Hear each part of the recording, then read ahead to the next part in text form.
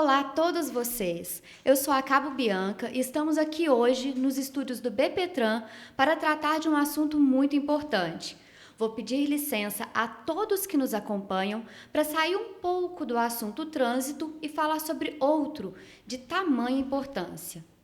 Estamos no mês de outubro, mês de muitas festividades e também o mês dedicado a uma campanha importantíssima de conscientização. E é sobre ela que vamos conversar hoje, o Outubro Rosa, mês dedicado à prevenção do câncer de mama. E para conversar sobre prevenção, tratamento e superação, vamos receber hoje duas convidadas muito especiais. A senhora Major Cláudia Pedrosa, que é psicóloga e atualmente está no Hospital da Polícia Militar. E a senhora Rosiane Alves, empresária e terapeuta, que passou por todo o tratamento de um câncer e hoje vai nos contar um pouco da sua história.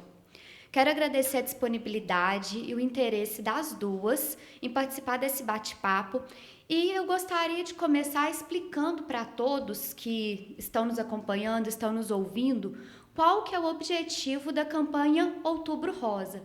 Major Cláudia, a senhora poderia nos explicar um pouco mais sobre isso? Claro. Primeiro, bom dia a todos, né? E que satisfação estar aqui com você, Obrigada. Bianca. Que bom.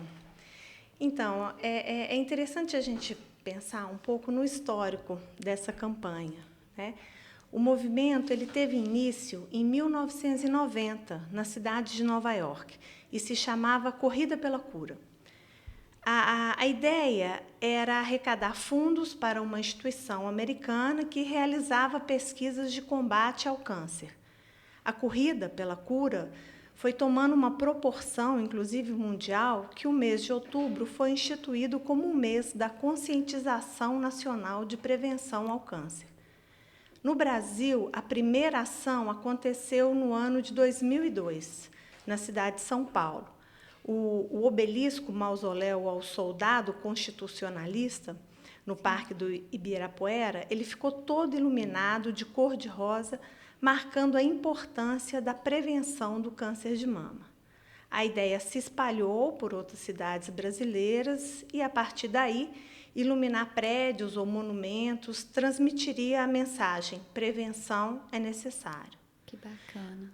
O objetivo, então, dessa campanha mundial em outubro é alertar a sociedade sobre o diagnóstico precoce de câncer de mama, disseminar dados preventivos, ressaltar a importância de olhar com atenção e cuidado para a saúde e lutar por direitos como atendimento médico, medicações adequadas, suporte psicológico, assistência social e tratamento de qualidade.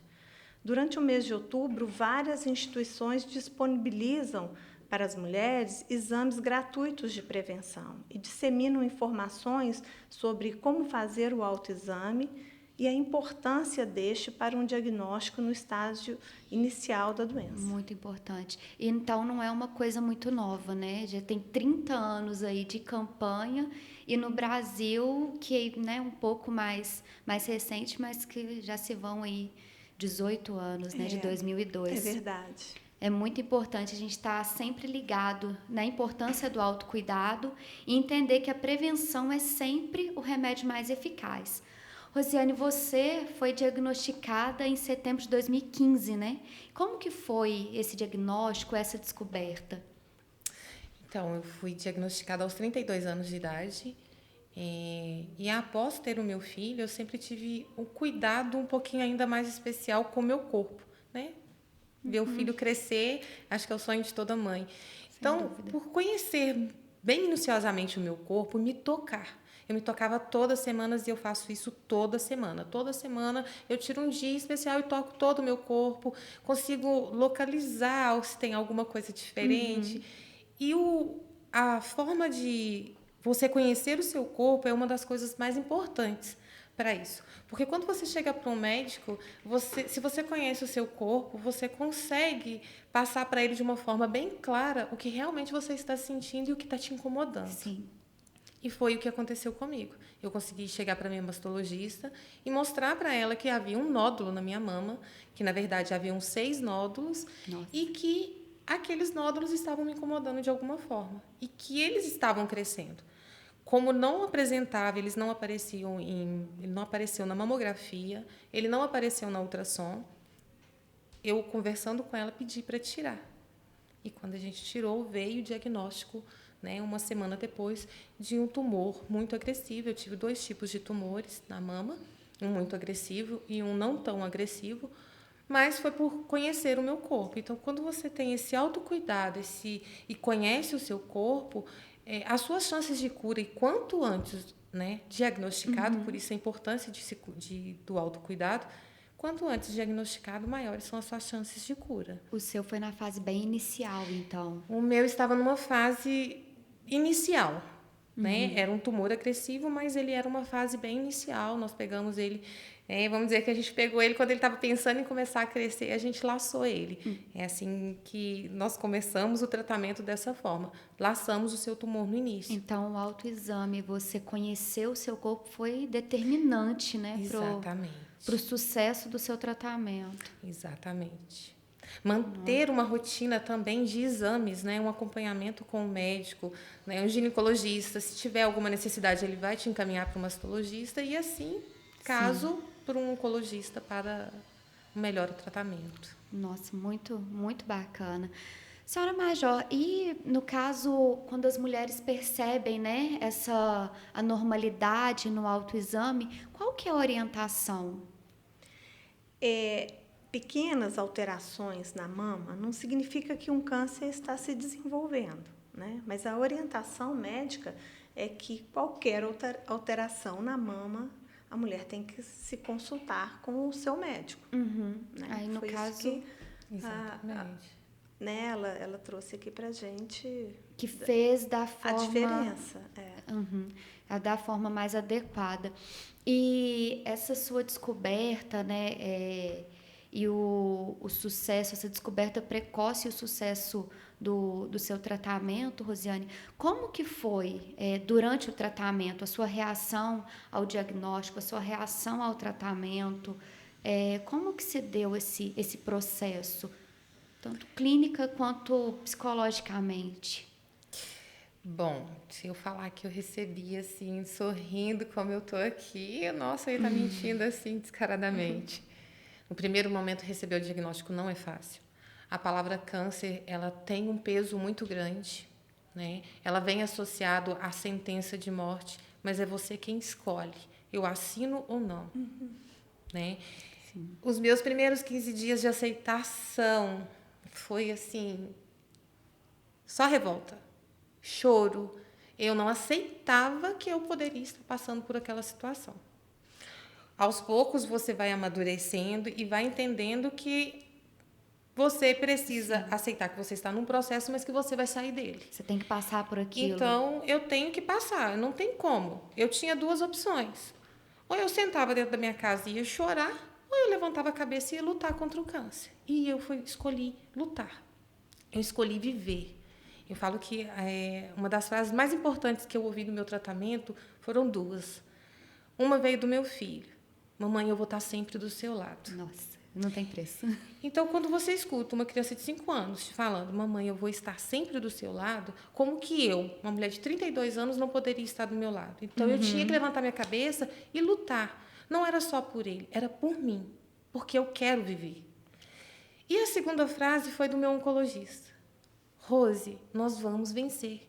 E nós vamos vencer isso junto. Então, quando você escuta uma pessoa que está ali, um profissional preparado, totalmente qualificado para poder te atender, te acolher, e ele fala, eu estou lutando junto com você, eu associei isso como o mundo inteiro me acolhendo. Ela não está passando porque eu estou passando, mas ele está lutando comigo. Então, a minha obrigação é lutar pela minha vida, que é a única coisa preciosa que eu tenho nesse mundo aqui, que eu vou poder desfrutar de tudo que tem ao redor. Então, se eu me entregasse ao câncer, talvez eu não estaria aqui. Aceitar que você vai passar por um processo difícil, você vai. Sim. Passar pela quimioterapia não é fácil, perder o cabelo não é fácil, ser mastectomizada, um esvaziamento de axila, radioterapia. Eu passei por 14 cirurgias. Então, quando você se vê totalmente despida, daquela mulher que você é. Você realmente fala, nossa, eu estou morrendo, eu vou morrer. Isso passa pela cabeça de um paciente Dá uma oncológico. perda de identidade ali naquele momento. Você no primeiro momento é meio difícil você se reconhecer. A partir do momento que você consegue entender a sua essência e o que faz sentido, aí toma um outro rumo. A vida te coloca numa outra posição. Eu consigo olhar o câncer hoje com muita gratidão. E assim, as pessoas, quando eu falo isso, elas assustam. Eu sou grata ao câncer. Muitas pessoas passam 5 anos na faculdade para receber um diploma. Eu tenho 5 anos que eu estou sendo formada pelo Dr. Câncer. E eu tenho que ser grata a ele.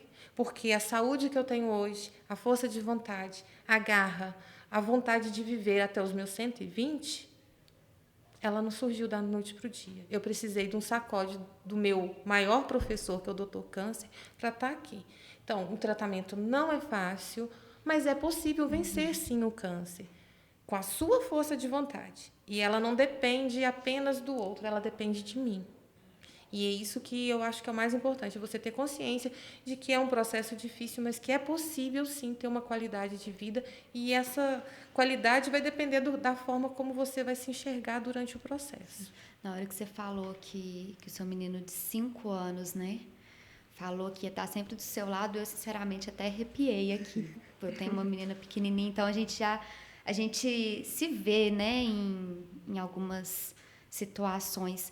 E o apoio do seu filho, eu acredito que como o apoio da família, deve ter feito muita diferença também, né?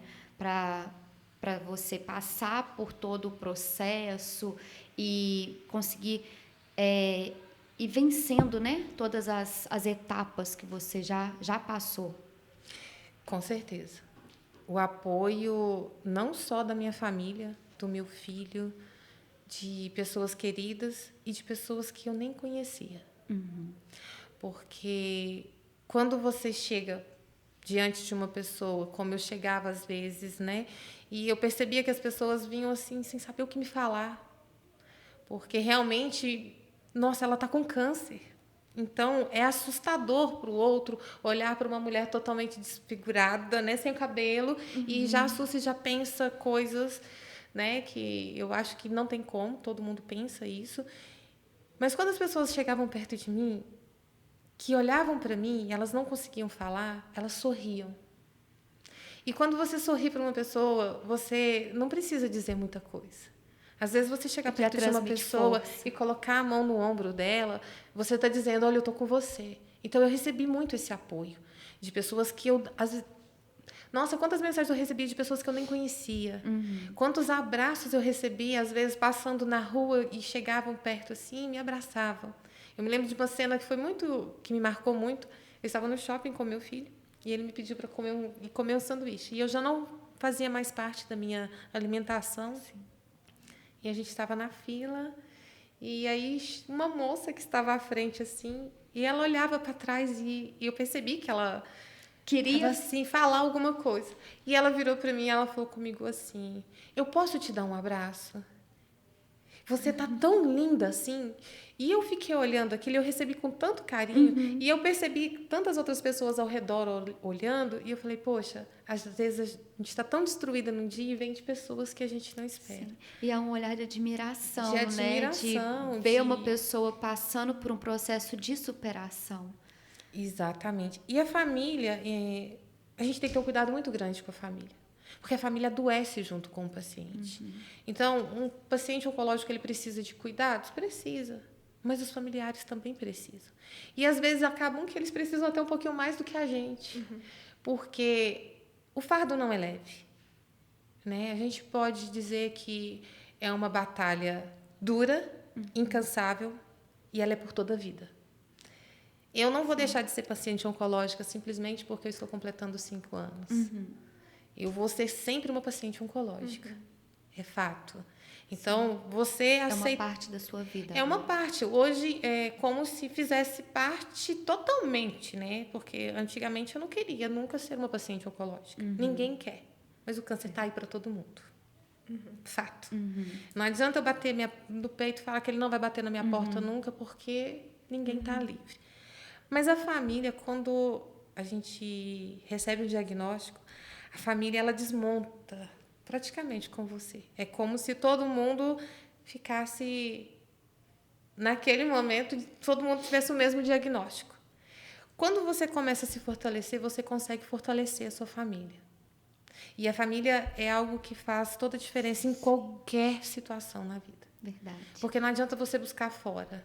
Porque quem segura mesmo do seu lado é quem está dentro de casa. Às vezes, né, acontece da família ficar um pouco assim por não saber como lidar. Mas você tendo uma base, você com certeza você vai sair dela bem mais fortalecido. E eles também vão se fortalecer muito. Sim. Porque se você se fortalece, poxa, se ela está assim, não sou eu que vou ficar para baixo.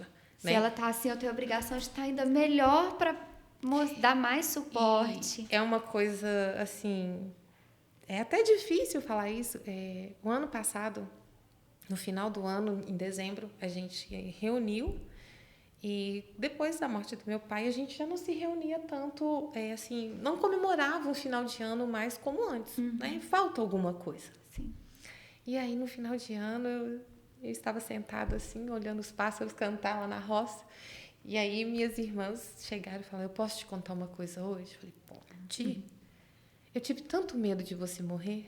Eu falei, ixi, minha filha, então você guarda seu medo porque vai até os 120. Quando eu estiver prestes a completar 120, você tem esse medo, porque agora não.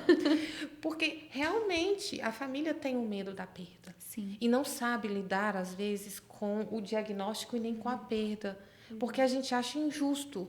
É injusto a Rose passar pelo câncer. Mas é justo o outro passar? Não é justo. Não é justo. Então, a gente tem que aceitar que é um processo, vai passar e nós vamos sair mais fortalecidos, independente de qual forma seja. Nossa, lindo. Major Cláudia, como que a senhora vê a questão psicológica, né, em relação ao apoio de pessoas próximas, dos familiares, e também sobre a autoestima e até mesmo a autossuficiência nesse momento delicado e de tantas mudanças da pessoa que é diagnosticada? A primeira questão que eu penso é a delicadeza na abordagem do psicólogo a esses pacientes. Então, assim, a forma de chegar, a forma de apresentação, né? Eu tenho a minha particular e eu não gosto de me apresentar logo de início, sou psicóloga, não. Eu gosto de me aproximar de forma distraída, né, mas bem focada naquela pessoa, porque eu sei que ela está quebrada naquele momento, né? E acho muito importante a abordagem ser logo no início, porque é a partir do que aquele sujeito vai nos contar, enquanto psicólogos, que a gente vai direcionar nosso olhar para ela, né? Então, por quê, né? Porque, assim, quando você aborda logo no início, você leva em conta a história da pessoa, né? Ela começa a te contar a história dela, o contexto psicossocial em que ela está envolvida, os desejos, os sonhos, né? O momento de vida, que é muito importante naquele instante do diagnóstico. Se ela tem 32 anos, né, Rose? Se ela tem 19, se ela tem 78, Sim. Ela tem outros sonhos, ela tem outras expectativas de vida. E como que ela lidou durante a vida dela com os eventos, os acontecimentos. Se ela conseguiu superar, se ela tem perna para superar essa travessia que tudo um a conjunto. espera. Que é fundamental escutar se aquele sujeito tem perna para ela fazer essa travessia de dor que a espera, que é o tratamento. Porque é uma travessia que vai implicar em mutilações, né? Em tratamentos muito agressivos, onde o corpo vai se transformar completamente. A questão da feminilidade vai ser bombardeada, né? Fica muito perdido, unha, cabelo, sobrancelha, tudo que a mulher assim fica segurando, né? Com tanto zelo, para poder assim não perder, vai perder radicalmente, não é aos poucos. a partir da primeira ou segunda, dependendo da agressividade do câncer. Tem que aprender a se despir ali, até mesmo da vaidade, né? Olha, Totalmente. eu tenho várias questões assim em relação a aprender a se despir, aceitação. São palavras delicadas para quem está vivendo. Falar isso para ela, você tem que aprender. Ela não quer aprender, ela quer ela acabar tá com aquilo. Ela não quer aceitar, ela está brigando.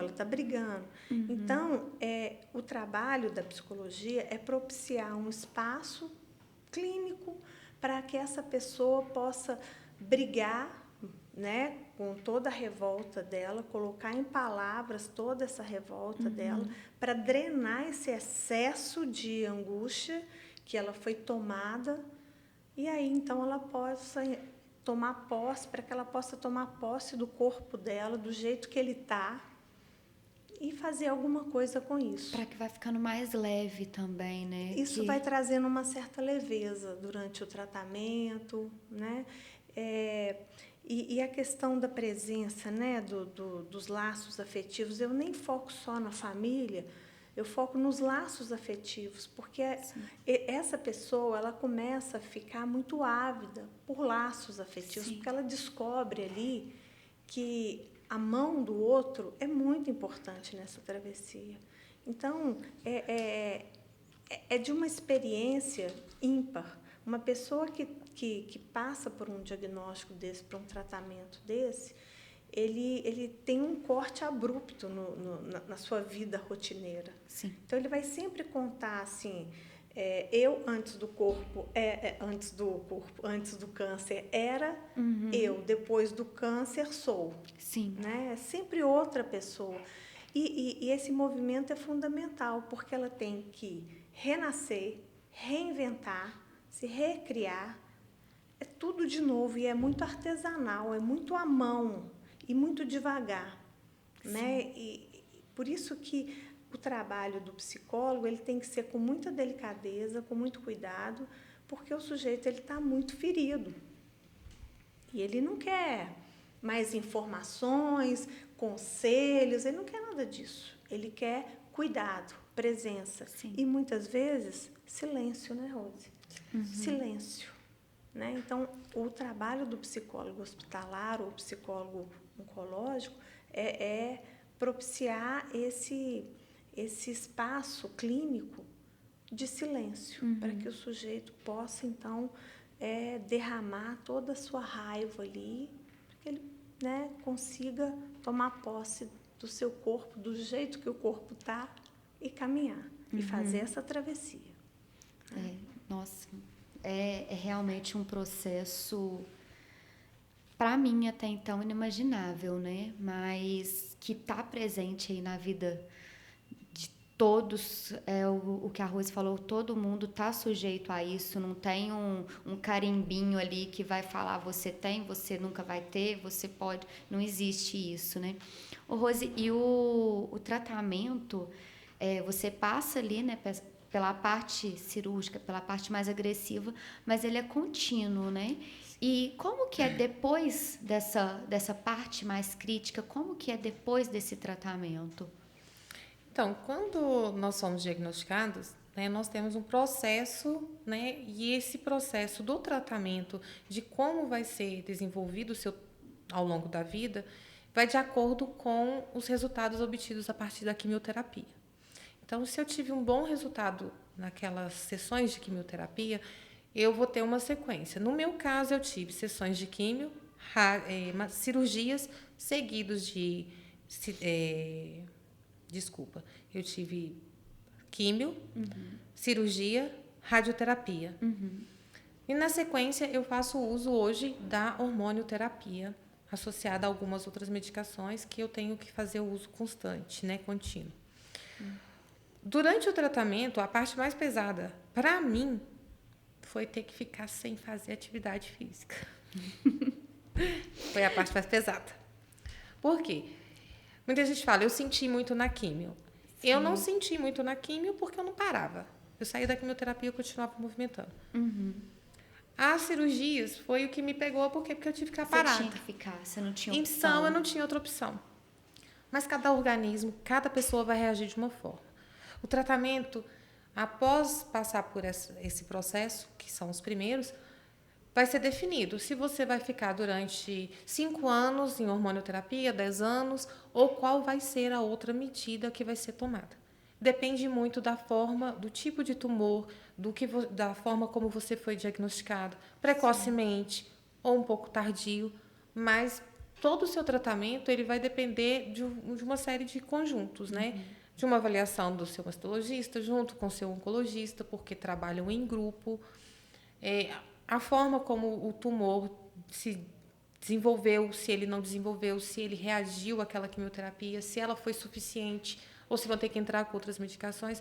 Então, o pós-tratamento de um paciente oncológico, ele não termina a partir do momento que ele faz a quimio, o rádio, uma cirurgia. O tratamento é permanente. Então, a gente tem que aceitar aí a palavrinha, eu sou um paciente oncológico. Por quê? Porque eu preciso do meu cuidado por toda a minha vida. Sim. Eu sou hoje uma pessoa que eu costumo dizer que eu ando no andor de vidro e que tem que ter cuidado comigo porque eu não posso cair. É simples. Então, é chato? É. Se você me perguntar assim, Rose, é chato você ir de 28 em 28 dias tomar uma medicação? Você tem que tomar o seu remédio todo dia no horário certinho? É chato, mas eu preciso. A minha vida, hoje, eu dependo de uma substância para poder controlar umas célulazinhas que gostam de lutar. Então, assim, é você começar a trabalhar, né, que o seu tratamento ele é para o resto da vida. Assim como um diabético, um cardíaco ou qualquer outra doença. É tentar levar um pouquinho com mais leveza. Tornar a caminhada mais fácil.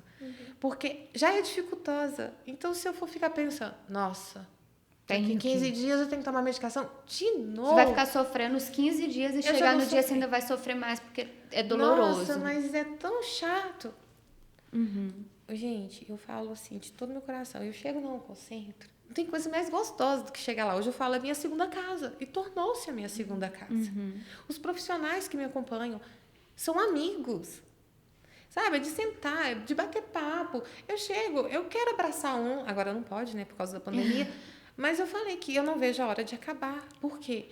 É desde a portaria até o diretor. Você ter um contato com essas pessoas, você conversar, você se sentir mesmo acolhida, porque todos estão ali para te acolher. O psicólogo, o nutricionista, o oncologista. Então, leve o seu tratamento com leveza, sabe? Não foque, nossa, eu tenho que fazer isso. Não, eu preciso fazer porque vai me fazer bem. Eu preciso disso. É tirar o ter do fazer. Eu preciso fazer. Agora, eu tenho, quando você coloca eu tenho, torna-se obrigação. Então, faça o seu tratamento com prazer. Não pense, eu vou ficar 5 anos tomando, 10 anos tomando medicação. Não importa que seja, eu vou tomar até os 120 anos, ótimo. Mas eu vou viver até lá, não vou? Então, beleza. Não é uma questão só de obrigação, né? É uma questão de, eu acho que entender que aquilo ali é para o seu bem, é para o bem da sua saúde física, é para o seu bem-estar. Ninguém quer ficar doente. Eu não quero ficar doente. Ninguém queria estar passando pelo Covid, ninguém queria contrair o Covid. Mas está aí. É uma realidade. É uma realidade. Assim como o câncer também é e como tantas outras doenças. Eu costumo dizer que tem doenças que matam até mais do que o câncer. Porque a depressão mata muito mais do que o câncer. E no meu ponto de vista, sabe, assim, eu já fui, na minha adolescência, eu fui uma pessoa que tive depressão. E se eu saí da depressão foi porque eu tive força de vontade. Mas porque pessoas me viram e perceberam que eu precisava de ajuda naquele momento. Então, a gente tem que começar a olhar o que realmente mata. Se é os cânceres que a gente traz para a vida da gente ou se é a doença. Porque todo dia a gente traz um câncer diferente para a vida da gente. Eu saí de casa hoje, eu briguei na rua, no trânsito com um, porque um me fechou. Tá bom, ele me fechou, talvez ele está no mau dia, ele tem o direito. Paciência. Então, essa negatividade que a gente vem trazendo e alimentando a gente, adoece muito mais e nos levam à morte muito mais rápido do que um câncer. Eu concordo. Então, tratamento, eu acho que a gente tem vários tratamentos que são para a vida inteira, né, doutora? É verdade. O câncer é apenas mais um. É um tabu ainda. É um tabu e é apenas mais um tratamento. E ele pode durar 5, 10, 20, 30 e a gente vai viver da mesma forma. Só depende de você. É verdade. E seu exemplo é fantástico. Você é uma pessoa super ativa, super alto astral, que a gente começa a conversar e falar, "Ai, conta mais." Tudo bem. E a pessoa nem gosta de Muito. falar, né? É muito bacana. Mas, ó, e a sugestão da senhora para as pessoas que são diagnosticadas com câncer no que diz respeito à saúde emocional? Porque, igual a senhora já falou, que é muito difícil. A pessoa, ela descobre uma doença, ela não quer procurar um psicólogo. Ela quer procurar alguém que vai acabar com aquela doença de início, né? Só que a saúde emocional, que a Rose acabou de falar, é tão importante quanto qualquer outra área, né? Então, o ideal é que todo sistema de saúde tenha um psicólogo para acompanhar, né? Uma clínica, tenha um psico-oncologista lá para estar acompanhando esses casos. Mas, entre o ideal e o que temos, né? O que eu sugiro? Não tem atendimento psicológico? Procure. Fica mais difícil a pessoa procurar o atendimento. É mais interessante quando o psicólogo está lá e ele se oferece. Sim. Né? É uma construção, ele vai construindo essa confiança, porque o paciente não está lá por causa do psicólogo, ele está lá por causa do mastologista, por causa do oncologista, por causa da quimioterapia, né? Mas por um acidente ele encontra um psicólogo e pode ser interessante para a vida dele. Mas os sistemas de saúde que não têm, eu sugiro que a pessoa busque, porque é a chance dela de fazer alguma coisa diferente com essa pedra no meio do caminho, porque outras virão. Com certeza. Né? O câncer é uma das pedras que nós temos que lidar, porque optamos por estar vivos. Se a gente faz a opção por viver, a gente faz a opção por transpor pedras, né? E a cada transposição, se a gente tiver um espaço de escuta do que é essa pedra na minha vida, de criação de sentido para essa pedra, né? Você se fortalece e vai para o outro lado da margem dessa travessia. Ainda usa a pedra de apoio ali para passar. E até usa a pedra de apoio, né? Como diz a Rose, né? O doutor Câncer, que eu agradeço ele, né? Na minha vida. Muito interessante essa fala, Verdade. porque ela transforma coisa na vida dela e fala, a minha opção é viver, a sentença de morte está ali, eu não vou assinar. Se eu não vou assinar, eu tenho que inventar. Então, eu vou inventar uma nova Rose aqui e vou inventar uma relação com esse câncer. Sim. E aí ele vira doutor, ele vira alguém algo em que a transforma. E eu nem sei, né, Rose, se você teve um acompanhamento psicológico, mas nem todo mundo precisa, tem necessidade, mas eu sempre acho que é interessante oferecer para todos. Sem dúvida. A oferta tinha que ser para todos. Até porque cabe a cada um fazer sua escolha, né? Porque tem gente que já tem sua perna mesmo estruturada, como a Rose falou. Tive depressão na adolescência, quer dizer, já começou uma pedra aí, né? E ela saiu dessa pedra. Então, ela já começou a criar as pernas para saltar, né? Sim. Então, ela tem recurso. Mas nem todo mundo tem recurso. Talvez esse encontro com o psicólogo possa criar recurso para ela começar a saltar. Até mesmo porque o sentir, ele é uma coisa muito única, né? As pessoas, elas nunca vão sentir, elas vão pode passar pela experiência ali praticamente igual, mas o fulano vai sentir de um jeito, o ciclano vai sentir de outro completamente Às vezes, diferente. O perigo é que essa experiência possa ser uma confirmação da própria doença do sujeito, né? Que se diz sofrido, deprimido, e aí o câncer vem como mais uma punição na vida, para confirmar que ele é um sujeito degradado. Sim.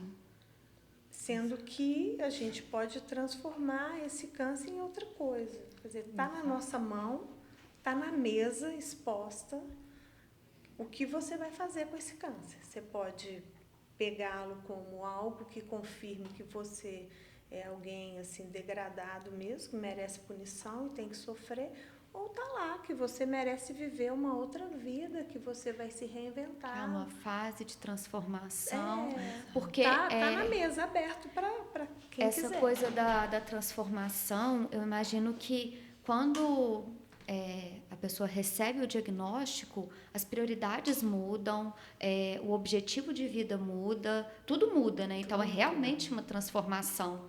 Aí eu enxergo esse apoio Ela psicológico. pode se transformar ou ela pode confirmar o lugar dela de sofrimento, né? O que o trabalho da psicologia oferece é a possibilidade de transformação, de ressignificação, Sim. de reconstrução. Ela entender que ela faz muito parte do importante. processo e dentro do processo ela pode transformar a vida dela ou ela pode simplesmente pegar. Sucumbir. Eu lembro da primeira sessão de quimioterapia, eu tive a psicologia veio conversar e tudo. A partir da segunda, terceira sessão, eu consegui começar a ouvir a psicologia. E uma das frases da minha psicóloga oncológica foi: Rose, eu estou aqui para te ajudar. No que você precisar. Eu não falava uma palavra, eu só ouvia ela. Era o contrário. Era o contrário lá.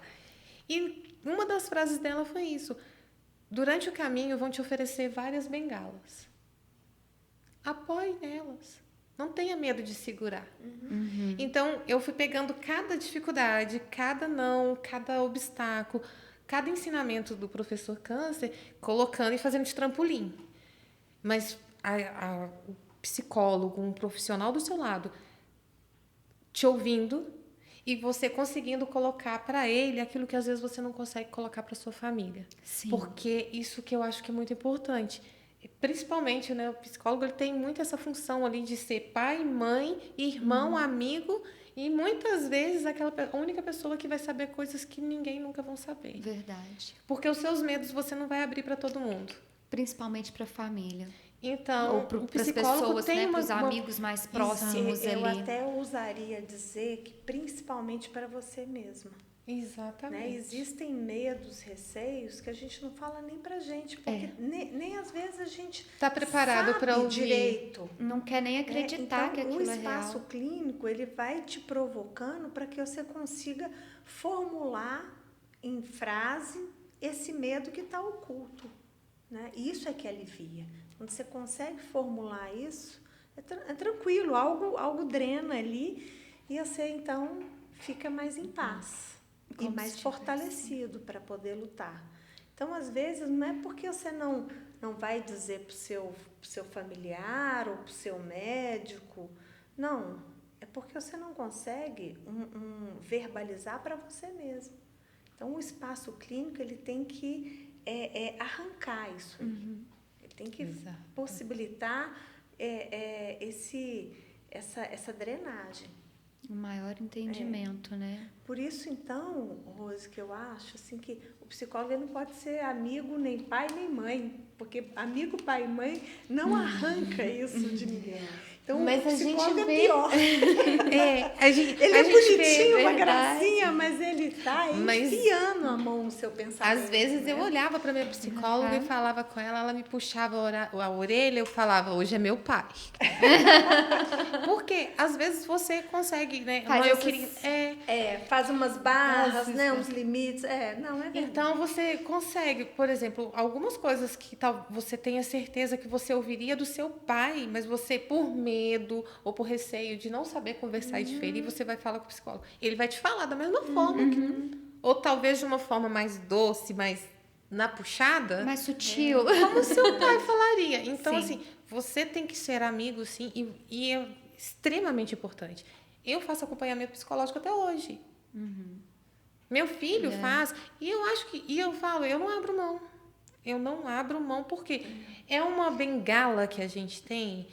Porque no momento que, por um momento, quando eu pensei, eu tenho medo de morrer, ela me fez pensar, e o medo de viver?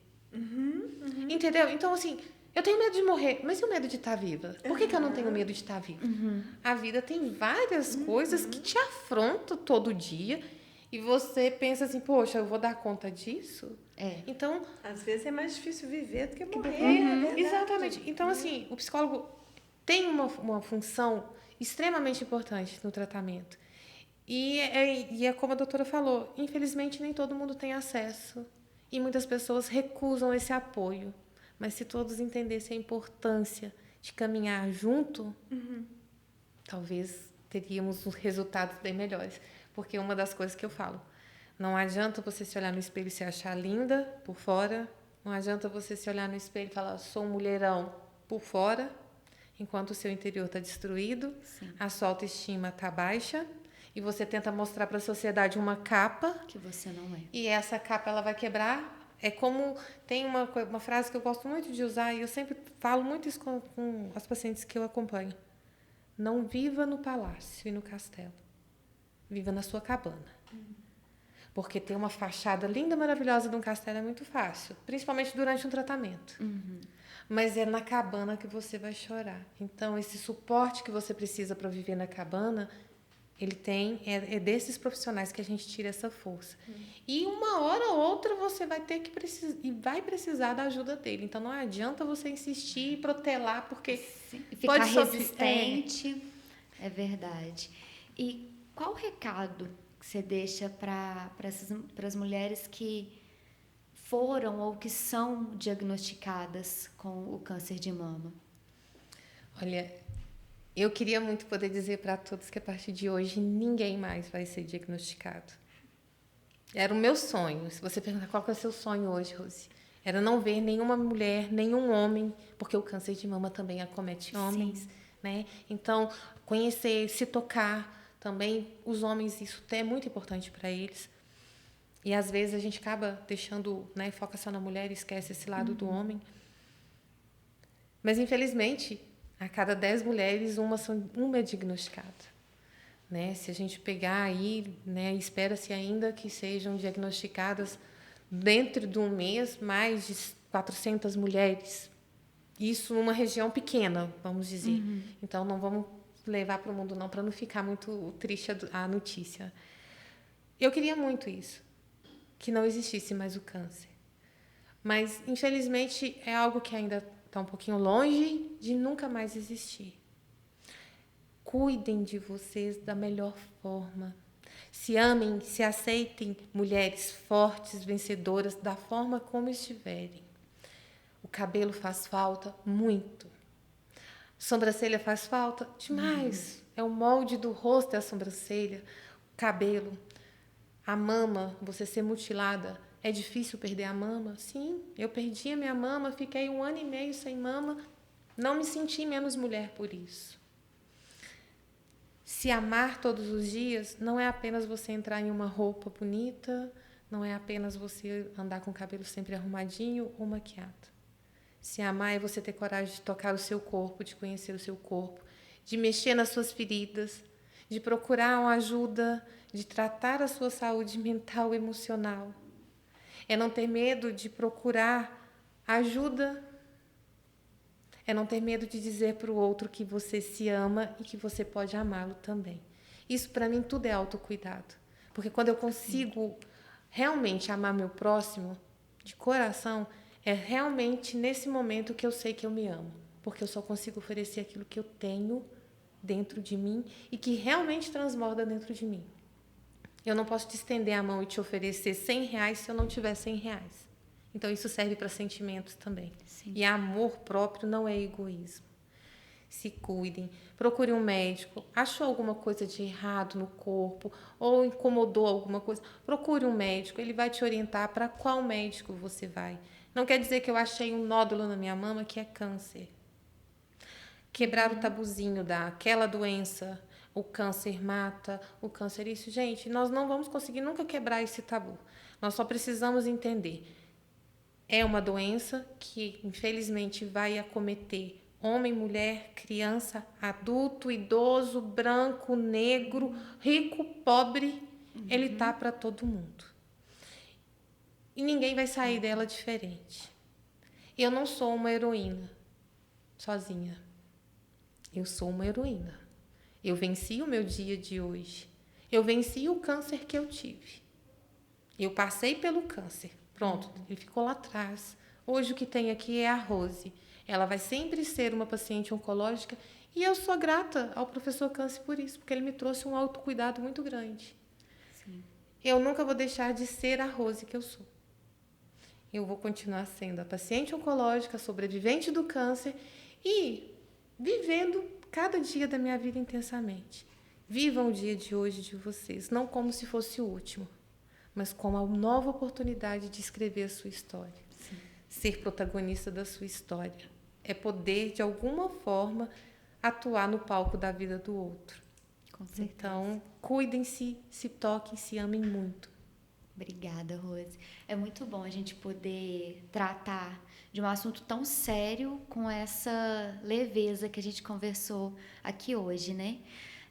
Eu só tenho a agradecer a senhora Major, a Rosiane, que trouxeram tanta informação e esclareceram, né, tantas dúvidas e ajudando a quebrar um pouquinho, um pedacinho, uma lasquinha que seja desse tabu, né? Rosiane, sua história de vida é exemplar. Você é um exemplo de mulher forte, guerreira, batalhadora e vencedora, né? E nós te desejamos cada dia mais e mais vitórias, tá? Muito obrigada. Recebo todas. Não sou eu, nós somos. Cada uma aqui tem uma história, cada uma aqui tem a sua batalha diária. Então, nós somos grandes guerreiras, nós somos mulheres vitoriosas. E que a gente possa ainda, nesses caminhos da vida, encontrar mais vezes e poder ter bate-papos como esse gostoso, como foi. E gratidão à doutora por tanto ensinamento aqui hoje, muito aprendizado, tanto com você quanto com a Cabo Bianca. Então, assim, muita gratidão por isso. Obrigada. Senhora, se a senhora quiser fazer alguma consideração, deixar alguma dica ou dar o recado da senhora aí para todas as pessoas, né? Igual a Rose falou muito bem, não só as mulheres que passam por essa batalha, por essa travessia. A Rose, ela conseguiu colocar em palavras, né? Assim, de uma maneira tão visceral, toda essa transmissão a essas mulheres, né? A nós mulheres, que estamos aí mesmo, assim, o câncer está para todos, né? A grande questão nossa é o que fazer diante da nossa pedra. E eu tenho muito que agradecer a vocês mesmo, porque foi um ensinamento, foi uma oportunidade de sair da minha cabana, que é o Hospital Militar, e vir aqui no Batalhão de Trânsito, encontrar com vocês, que talvez, assim, se não fosse esse tema, talvez a gente nunca se visse, né? Verdade. Então, acho que esse momento aqui é ímpar, e tomara que a gente se encontre e troque mais energia e mais informação. Muito obrigada, vocês duas. Muito obrigada. Hoje a gente fica por aqui. Após essa conversa tão forte e inspiradora, eu quero agradecer a participação, disponibilidade e principalmente a excelência desse nosso bate-papo. Obrigada também a você que nos acompanha pela sua companhia. Não deixe de enviar suas sugestões de conteúdo e dúvidas através do canal Fale Conosco na página da internet www.policiamilitar.mg.gov.br/bptran ou através das nossas redes sociais. Estamos no Instagram como @bptranpmmg e no Facebook e YouTube como Batalhão de Polícia de Trânsito PMMG. Contamos com a participação de todos e até a próxima!